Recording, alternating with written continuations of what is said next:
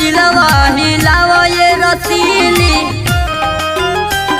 हिलावा ये रसीली। बढ़नी पाँच पेड़वा हिलैलू गली गली, बलरामपुर जिलवा हिलावा ये रसीली।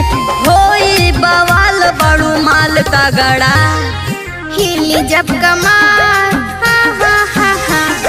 हिली जब कमर उठी लाल घाघरा, हिली जब कमर उठी लाल घाघरा। बाटे तोर सामान हो जान तगड़ा, बाटे तोर सामान हो जान तगड़ा। लाल घाघरा, लाल घाघरा।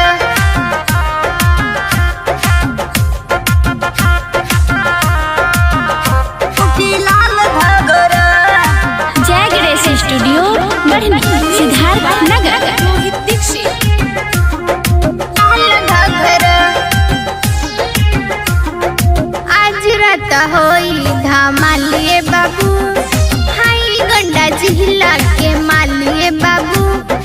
या बाबू का बुझला, आज रात होई धमालिए बाबू, हाई गंडा जिला के मालिए बाबू।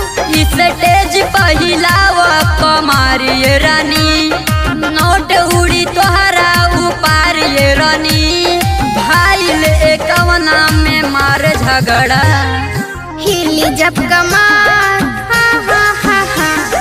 हिली जब कमर उठी लाल घाघरा, हिली जब कमर उठी लाल घाघरा।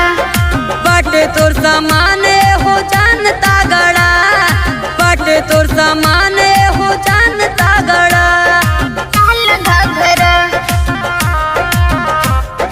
लाल घाघरा।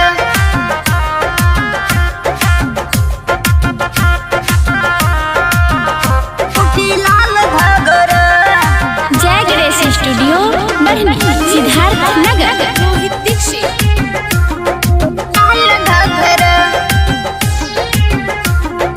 हिलता कमर तब मानी न भावे, सबका नजर हमर ढोड़ी पबावे। जा एकदम खत्मे बड़ा लोग,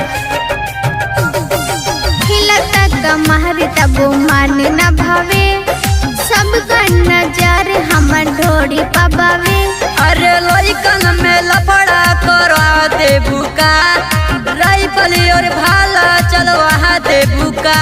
शुभदेव संतराम कहे माल तगड़ा, हिली जब कमर हिली जब कमर उठी लाल घाघरा, हिली जब कमर उठी लाल घाघरा। बाटे तोर सामान हो जान तगड़ा, हिली जब कमार